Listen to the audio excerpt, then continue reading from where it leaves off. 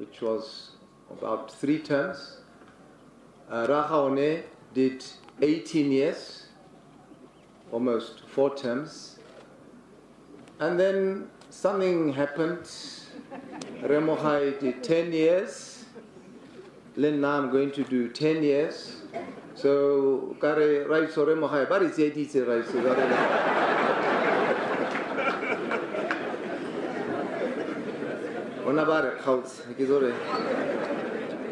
So it's going down. So be careful, Remasisi. Maybe we're about 5 years.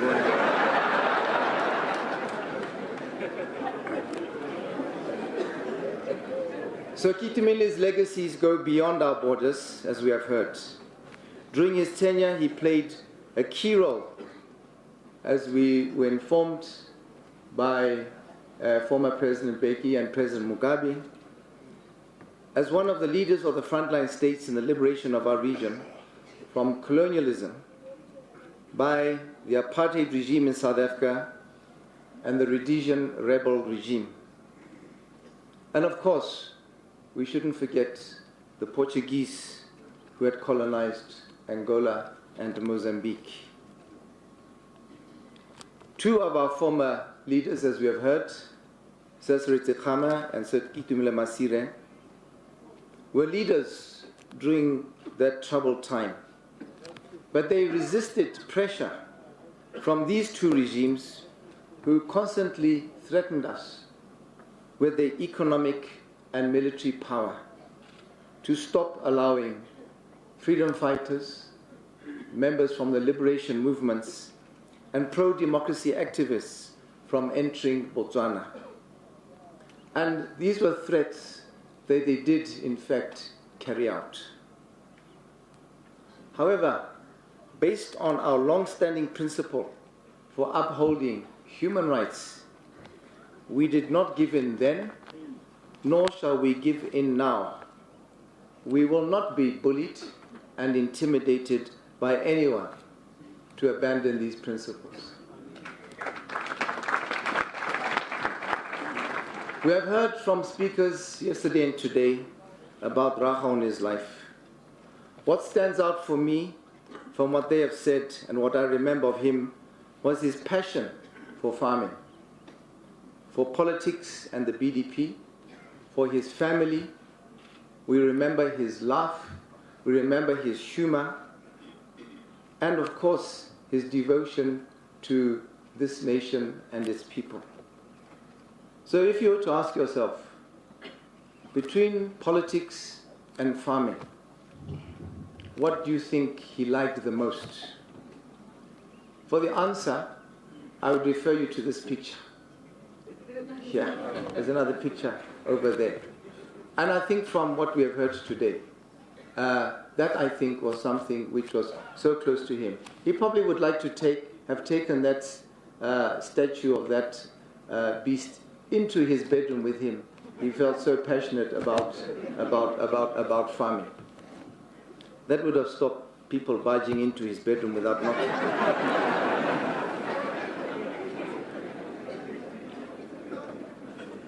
Another example of what he was I received an email expressing condolences from someone overseas who I know well. And I quote, and he said, "Dear Ian," that's me. "Last Friday, I learned about the passing of Sir QKJ Masire and send you hereby my condolences. As you may be aware, he was my boss for 2.5 years when I was in the Ministry of Finance and Development Planning, and he the VP and Minister of Finance. He was a wonderful person to work for, highly motivated, focused, a person who loved his country. He also had a sense of humor. He appeared a modest man, as well as a wise and grassroots politician. He was a great partner to Sir Seretse, and the two made a formidable team in more ways than one." End of quote. But there was another partnership that I believe made a formidable team. And that was the partnership between Rakhaone and Mahaone. And I was not able to speak at her funeral. I don't mean that I was prevented from speaking, no. But I just wanted to pay tribute to her because she was such a wonderful and lovely person. And she really reached and touched many people's hearts, not only those of the family.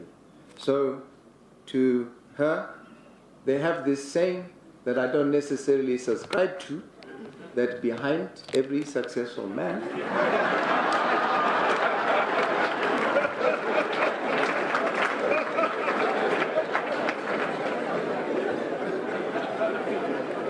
but I think in his case it was really relevant because Mahaone was certainly a pillar of strength, not only for Rahaone, but I believe even for the family.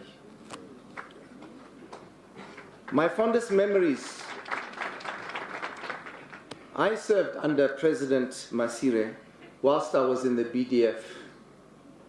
The whole time he was president. My fondest memories with him was when I toured with him regularly as he was our Commander-in-Chief around BDF operational areas. There was one incident which I've been debating whether to remind Carter about, but although he wasn't there, at one of these bases, it was in the Okavango area, and you heard from President Mugabe that Okavango is an area which has a lot of water. Some of our operations we conducted, the BDF conducted on horseback, because the water is so deep, vehicles cannot go through. So I'd taken him to one of our camps to show him where we kept the horses and the training we did with soldiers. And then as we were there looking at the horses and everything, this silly captain comes along and he says, would the president like to ride one of the horses? And before President Masire could answer, I said, no, he doesn't want to ride any horse. But knowing him as he was, he said, no, let me.